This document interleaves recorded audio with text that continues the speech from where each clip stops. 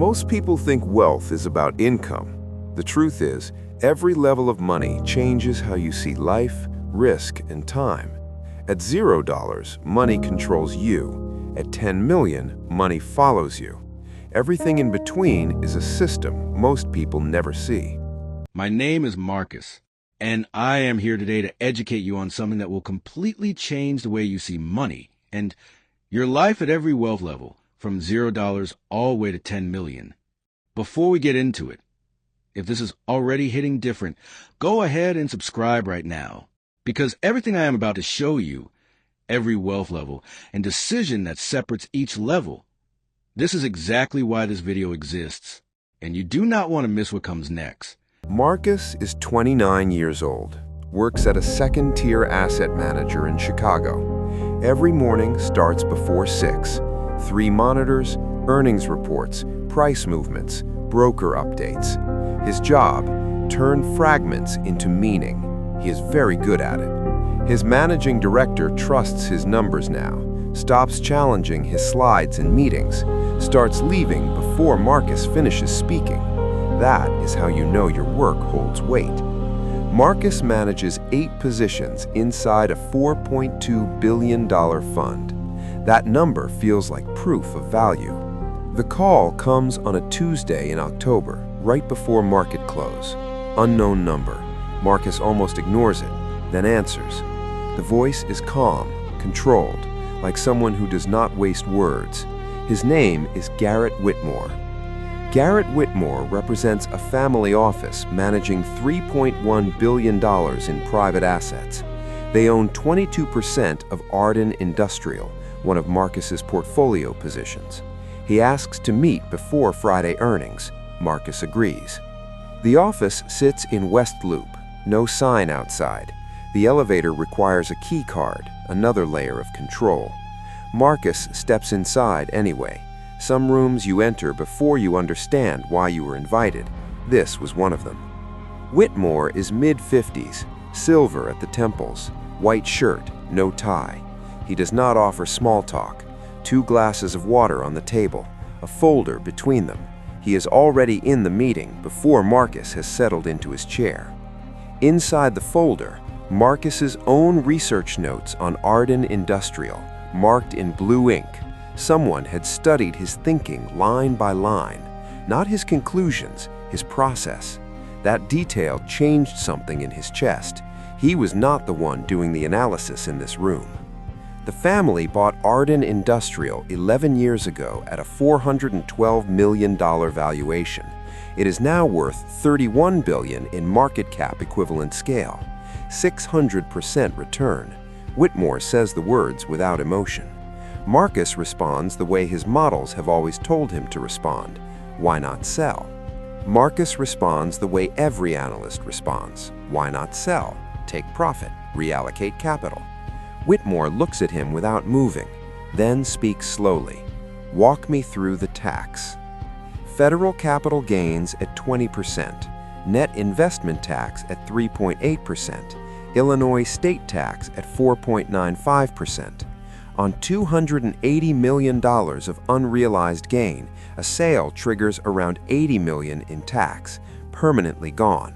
Marcus says what his models always assume, that is the cost of realizing gains. Whitmore shakes his head. Whitmore slides a page across the table. A lending facility, $190 million, interest rate 3.4%.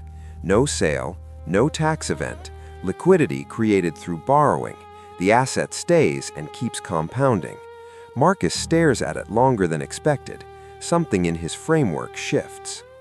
Marcus stares at the page longer than expected, not because the math is complicated, because the math is simple, and simple in a way his entire framework never accounted for. Something in his understanding of how wealth actually works just shifted. He is not sure yet how far the shift goes. Whitmore leans back. Our job is simple. We never need to find another security again. Silence fills the room. That sentence stays longer than anything else said that afternoon. Marcus accepts the engagement, not because he fully understood, because he realized for the first time that he did not understand at all, and that realization was the most important thing that had happened to him professionally in 7 years. First year feels technical, safe, controlled. Marcus works on structure, not selection. Real estate inside layered LLC structures, equity positions inside trusts, private credit, carried interest. Everything becomes tax-aware. He is learning a completely different language for the same assets. Real estate sits inside layered LLC structures. Each layer isolates risk. Each entity protects another. Marcus had spent 7 years evaluating what to own. He is now learning that how you hold something matters as much as what you hold, sometimes more. Equity positions sit inside trusts designed for one purpose: future tax elimination through step-up basis. Marcus had always modeled in quarters and years. He is now learning to think in generations. The timescale of wealth preservation is completely different from the timescale of wealth creation. One night, Marcus stays late. Empty office, only monitors and models. He runs 2 futures. Scenario 1 sells assets, pays tax, reinvests at 8%. Scenario 2 holds assets, borrows at 3.4%, and lets compounding continue uninterrupted. He projects 30 years. The gap appears slowly at first. Then it becomes impossible to ignore. Hundreds of millions of dollars, same assets, same return rate, different structure, different outcome. Marcus sits back from the screen. The math is clean, almost too clean, and that is when the uncomfortable realization arrives. Marcus sits back. The realization is uncomfortable in a specific way. This system was never hidden. It was just not taught to him because it was never built for him. The wealthy do not find better assets. They build better structures around the assets they already have. Same asset, same return rate. The sell and reinvest track hits a tax interruption that permanently reduces the compounding base. The hold that borrows instead preserves the base completely. The difference between these two approaches, compounded across 30 years of adult financial life, is not incremental. It is generational, and it is irreversible. The base you protect today is the base that compounds for decades. Marcus adds one line to the chalkboard below his 3 principles, a question: what else do I not know yet? It is the most important line on the board. The move from expertise to wisdom begins exactly there, at the question that acknowledges the boundary of current understanding. Standing at the office window that evening, Marcus understood something that could not be ununderstood: the belief that price discovery is the game, that markets are a system where your job is to find where pricing is wrong. That belief was gone. What replaced it was heavier: the realization that the game was structure all along, and he had only been looking at the surface. The first break in the system is not external, it is internal. Marcus walks forward with his analytical skills intact and his framework permanently expanded. The game was structure all along. He had only been looking at the surface. Section 2 is where the structure reveals itself completely and where the real education begins. Selling feels like a win in the moment, but something about it does not feel complete. Deep down, you start to sense that taking profit too early might be quietly breaking something bigger you cannot yet see. One path looks fast and safe. The other feels slow and uncertain. And most people choose what feels comfortable without realizing what they are giving up over time. Marcus begins to study something new, not what people buy, but how they hold it. He starts to notice that ownership is not simple at higher levels. It is carefully designed. Each asset sits inside layers. Every layer has a purpose, and together they form a structure that protects everything inside it from risk. Nothing is left exposed. Before any money is made, protection is already in place. That changes how the entire system behaves. Time starts to look different. It is no longer something that passes.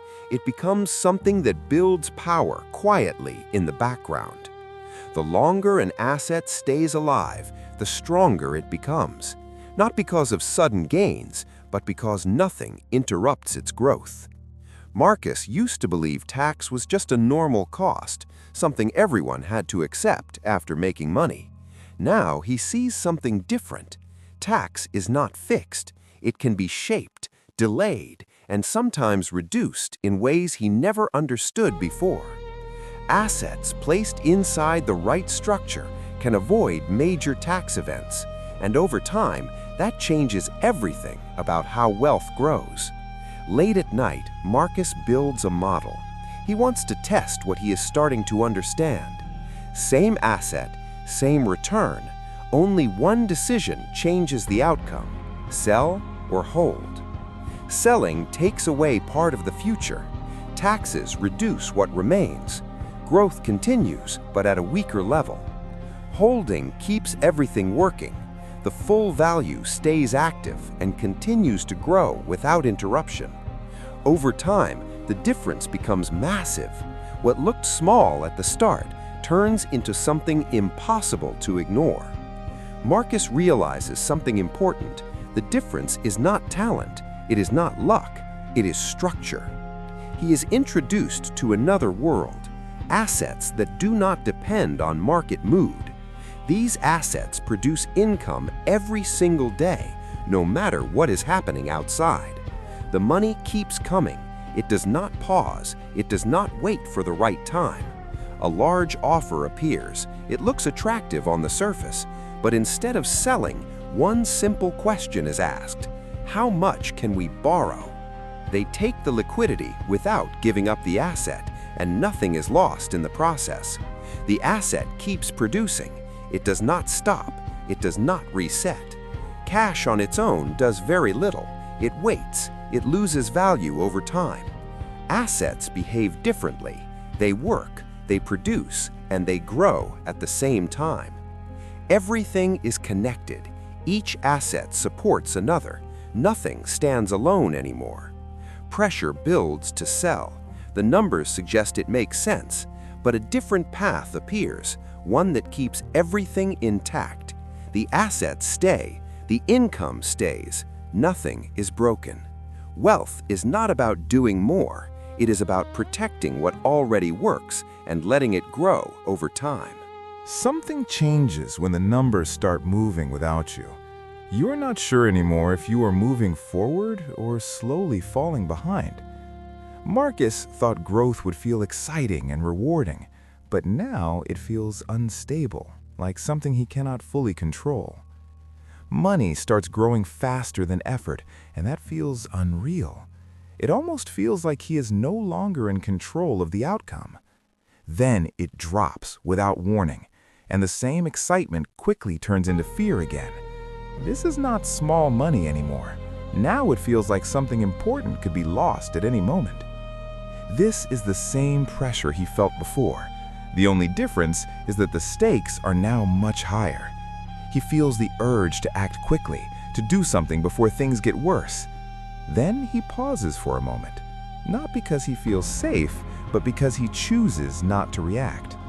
He reminds himself of the system he built, the same system that carried him through every stage before this. Time begins to work again quietly, not fast, not loud, but steady and consistent. He starts to see something clearly now.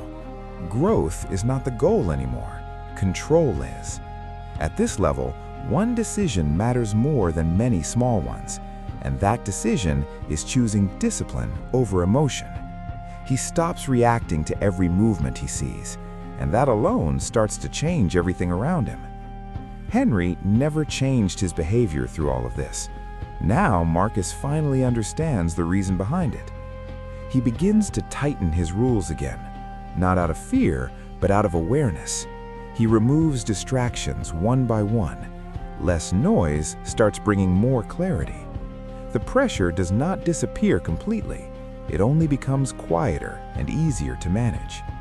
Now the real challenge is inside him, not in the market, but in his own reactions. Wealth continues to grow through small, repeated actions, not through sudden emotional decisions. Control becomes the most important skill he has now, more important than timing or prediction. This is where most people lose everything they built, not at the beginning, but at this stage. Because comfort slowly replaces discipline, and that shift is easy to miss. Marcus decides to stay steady no matter what, even when nothing feels urgent anymore. He understands something deeper now. The system matters more than the results. Wealth is not just the number you see, it is the control you keep when everything around you starts to move.